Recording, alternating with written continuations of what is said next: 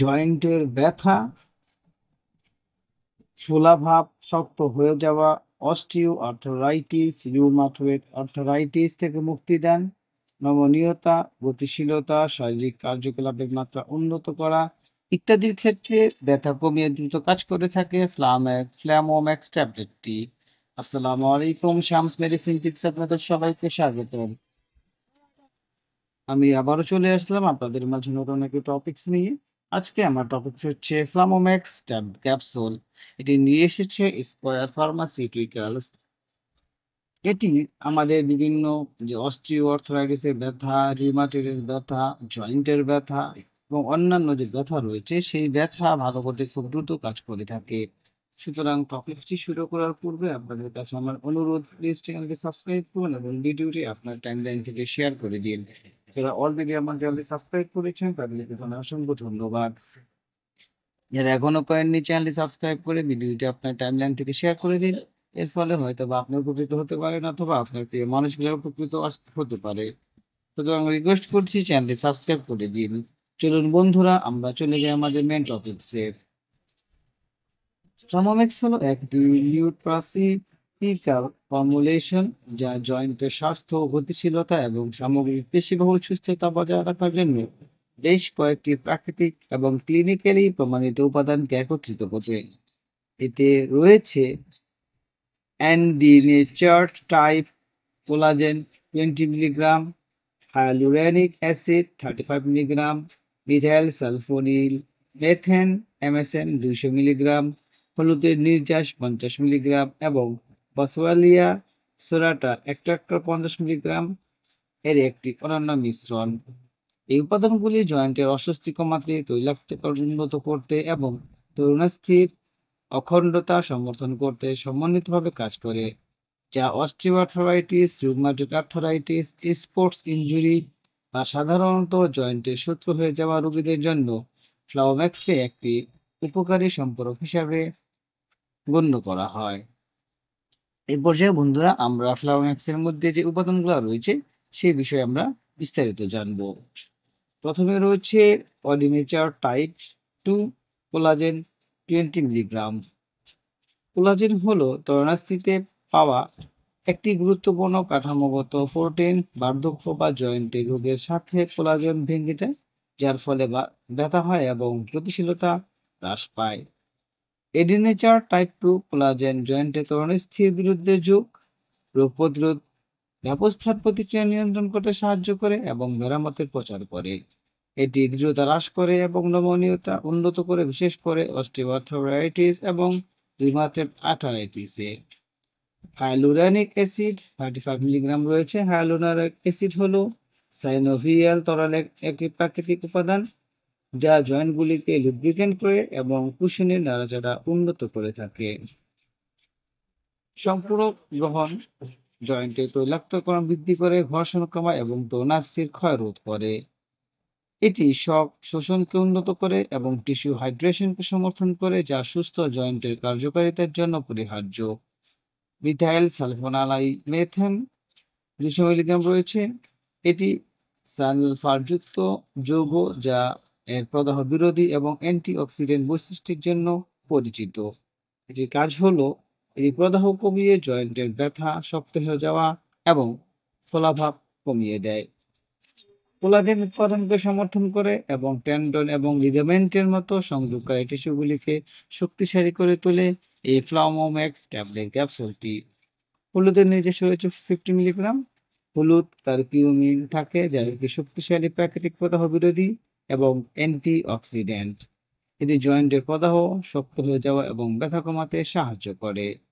Curcumin তরুণাস্থি রক্ষা করতে এবং অস্টিও আর্থ্রাইটিসের মতো দীর্ঘস্থায়ী জয়েন্টের অবস্থাতে গতিশীলতা উন্নত করতে পরিচিত। বসওয়ালিয়া সেরাটা এক্সট্যান্ড রয়েছে 50 মিলিগ্রাম। বসওয়ালিয়া যা থাকে ইন্ডিয়ান ফ্রাঙ্কিনেশন বলা হয়। শতাব্দীর পর শতাব্দী ধরে ঐতিহ্যবাহী ঔষধের প্রদাহ বিরোধী বৈশিষ্ট্যের জন্য ব্যবহৃত হয়ে আসছে। এটি জয়েন্টের প্রদাহ, তরুণাস্থির ভাঙ্গনের কারণে হওয়া এনজাইম কমায়। বসওয়ালিয়া গতিশীলতা উন্নত করতে, ব্যথা কমাতে এবং আরো জয়েন্টের অবক্ষয় রোধ করতে কার্যকর।